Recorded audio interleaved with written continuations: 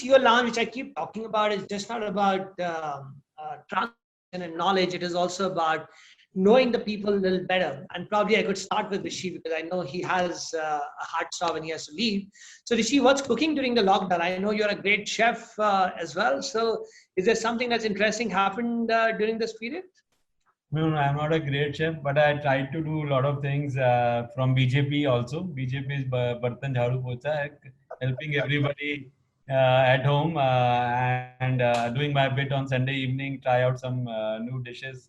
That's all in terms of playing. Actually, it's a big time to spend, big opportunity to spend time with family, with kids.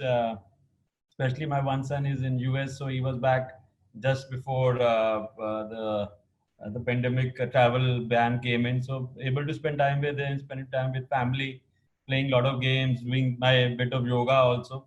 And now for the last 1.5 months, been going to office. We started office around middle of May. So 4 times office and enjoy my work from home as well. So it's been a lot of change in terms of mindset of working from home, especially because in financial services, we can never imagine to work from home. And in fact, we close all our accounts, everything, regulatory reportings. It just works so well. Everybody is doing their bit, and productivity in the company has also gone up. So it's been a good time. Business is also good, so that's the icing on the cake. So. No, interesting. I think the work from home is here to stay because I just got a news report that the Uber has shut all their offices in Bombay. So yeah, so I think the trend's kicking off. Anand, your life has been pretty inspirational. I think you are a born entrepreneur, if I may say so. 16 years, first company, and then a successful exit from Burb, and you know, they're building up something very, very interesting with this. And I also believe in between you started selling door-to-door models, you know. And so, what has really been what kept you moving? What is it? Who's been your mentor? What really inspired you all these years to do what you actually been doing? You know, my mom has been my mentor. At a very early age, I lost my dad, and you know, then I saw her, you know, making the ends meet for the family. She, you know, overnight from being like a housewife, she became an entrepreneur. You know, through, you know, we used to run a home boutique, like, you know, help stitch clothes, do all sorts of odd jobs to kind of educate us, to get us educated and all that, right? So, you know, what I learned very early on in my life was that you got to keep going. You cannot stop and rest. You got to enjoy, you know, things as they come to you, right? But you can't, like, you know, it's a ladder, right? Not a bed, right? So at any stage of life, there's always more to do, and you have to find a cause that motivates you. You have to find something that, you know, you get excited about, and you don't think of it as a Monday or a Saturday or whatever, right? It's like, you know, all you're having a lot of fun. So the mantra that I, you know, that keeps me going is have a lot of fun. You know, I go for treks. Well, unfortunately, this year I've not been able to just because of the lockdown, you know, since March, and before that I was traveling. But last year we did a lot of treks. I go trek in the Sahyadris, I trek in the Himalayas, and you know, that's the weekend getaway, right?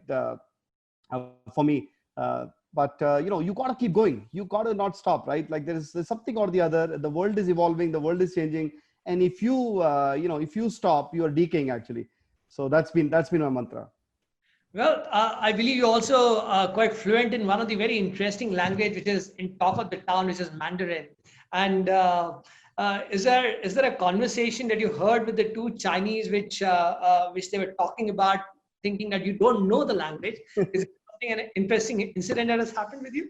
Yeah, so I used to, like, no, not anymore. I you know, I had a private tutor when I used to live in Seattle to teach me Mandarin, and I did not know that I would end up in China. You know, I've been there for like 8 months back in 2006 when I used to still work for Motorola. But you know, we got lost on the Great Wall. So you know, it was like the evening, you know, evening hours, the sunset. This was February, and you know, Beijing gets pretty chilly around that time of the year.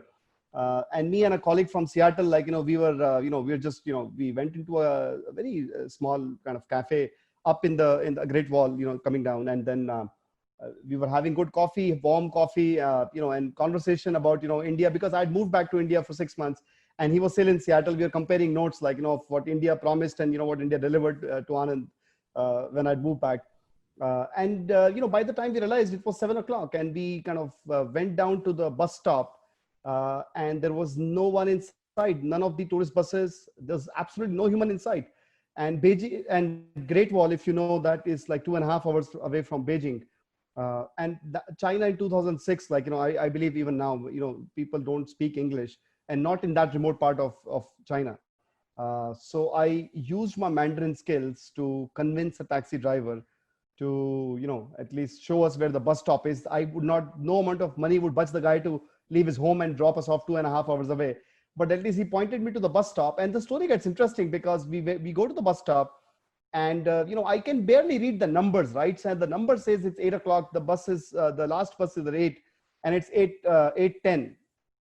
So David, who was from Seattle, my colleague from Motorola, I told David, hey, if it's like the US, the bus is already left, but there might be good news. Like, if this is East and like India, the bus is yet to arrive. So, why don't we stay here for a few more minutes, figure out? And, 8:15, the bus showed up. We could see two lights, from a distance. The bus showed up. We had no idea where it said, but, it was warm inside. So we hopped on and we got tickets. And literally 2 hours later, I spotted a Walmart, and then, I spotted an IKEA. And I said, I've been to this IKEA because one of my colleagues, just to impress me, took me to an IKEA, saying that, hey, we have IKEA here. So that's, on the way back from the Great Wall. So that was, a very, sorry, long story, but it was of Mandarin. No, Anand, you should write a book someday. I think that should be a very interesting one. Yeah. Hey, Prashant, I know quite a few insights of yours, but you faced some serious health issues, and then came up to build up a very solid company in MediBuddy and so on. So are you married to the healthcare, or is there something which is we're going to see beyond the healthcare in your life that you're going to do? No, I have to be candid. As I stand right now, I see myself as married to healthcare. And the reason I say it is, and you're right, you pointed out about the health episode that I had. This was way back in 2010. And this was and there are no doctors on the panel, but this was pulmonary encephalopathy, where, I had basically a jaundice that went awry, and I was, according to the ICU, and I was in the ICU for a week, and the doctor basically said to my family, to my wife, saying, "Agar aaj ki raat nikal gayi, to bach gaya. And if he actually survives the night, then he's fine." And my wife was like saying, "Are you crazy? He's got a 1.5, a 2-year-old daughter, a 9-month-old son, and what's wrong with you?" And he's only like 30. But this is the proverbial, and I saw the light and I came back. And I'm actually not even, it's not as if I've been born into a healthcare family of sorts. I actually am. My family's been in the diamond trade. We've been selling polished diamonds for a living. So I'm actually the bad egg in the family who decided to do other things way back in 2006 itself. And you keep thinking about this, saying there must be a reason why you're not there and you're still here. Saying, koi to hoga karan, koi to wajah hogi. And, and the more I think, panel today, that was the reason. Absolutely. There you go. See, serendipity has played a significant role in my life. So I wouldn't be surprised about that one bit at all. But, at the end of the day, you think about life saying there's a reason why you're still around. And I remember an episode. It's not going to be as exciting a story as Anand's. But nevertheless, I was in the Mumbai locals in the 2007 or 8. I just joined healthcare, the BlackBerry days, and I was sitting, and thankfully I got a seat because it was late in the night. A gentleman sitting on my right, and he peeped into, and he was looking at my BlackBerry, and he saw healthcare or medical or whatnot, and he said, "Beta, tum healthcare mein ho?" So I said, "Haji, main healthcare mein." And then I went back to doing my stuff, but that's not where the conversation ended. He said, it's a tad bit emotional. He basically says, "Beta, aisa kuch karna ki." So what basically happened was his wife was a dialysis patient, right? And as you know, for dialysis, end-stage renal disease, you got to do dialysis 3 times a week, 4 hours every session. So he comes and tells me saying, "Beta, tum healthcare में हो, कुछ ऐसा करना, ये dialysis की वजह से बहुत परेशानी होती है, बहुत पैसे लगते हैं, financial duress हो जाता है family को. तो ऐसा कुछ करना कि हम जैसे लोगों की कुछ मदद कर सको." So at that stayed with me forever, right? And once again, so I basically said, so to your question, healthcare is for life for these 2 very important things that happened in my life. Yeah, though you're not married into a healthcare family, but you're married to a healthcare wife, So I think you missed out to mention that, Prashant. That's right. A gold medalist from IIM and IIT, and now I believe you're also visiting faculty in both those colleges. is there an emotional moment, studying and passing out and then going back and teaching in the same college? Is there an emotional feel that you get out of this? Oh, absolutely, absolutely. So I can share my experience of having done it for the first time. So I was called to take a session, and as I stood on the lectern, it was a very, very emotional moment, because my first words were that I was at your stage just a few years back, and now I'm on the other side of the table. It feels fantastic to be here within these four portals of this institute, and with the four walls, to be saying something which all of you would listen. So it was a very, very emotional moment, and a very special moment for me. And then I said that, by the way, I'm also a little scared, because I do not know what kind of difficult questions you'll ask me, because I used to do the same for a visiting fac when I was there in the institute. So please don't ask me very difficult questions. And and we started off on a bit of a light note, and it went absolutely fantastic. So it was a great moment, and a very special occasion for me personally. And are there any interests beyond the academics that go for you? Yeah, so I do a dabble in a bit of writing. So what happened was that I actually love visiting places. It's probably I have inherited it from my parents, who also love to travel a lot. So one fine day, I think what happened in a conversation, somebody was mentioning about a particular location, and I said I could not recall that. And then my wife said, "Oh, by the way, you don't even recall where you have gone. Why do you even go?"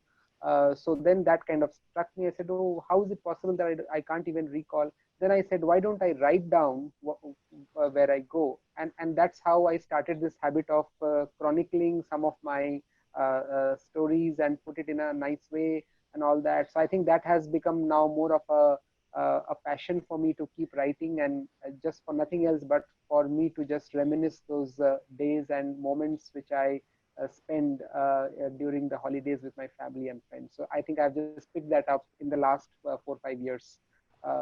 Although my daughter says that I need to improve on my English, so I take her feedback every time I write an article, and I show it to her, and I'll ask her that, what's the rating you give me? And she will very grudgingly say it's 4.2 out of 5. I say fantastic. So you can show her your medals, Sudeep, so you can do that. Well, gentlemen, I think it was an awesome conversation, and I personally feel AI is something which is the best invented thing by a human being. There are probably endless advantages, but there could be some disadvantages too. Probably the cost, maintenance. I don't know. We'll see it to it, and thanks to the audience for being so knowledgeable and asking some great questions. So we'll answer whatever the questions that are left out during the course of the week. And I'll see you all next weekend, 11 o'clock, on a new set of topic, a new set of leaders. And until then, take good care of yourselves, stay healthy, stay safe. Namaskar. Thank you. Thank you. Thank you. Thank you. Thank you.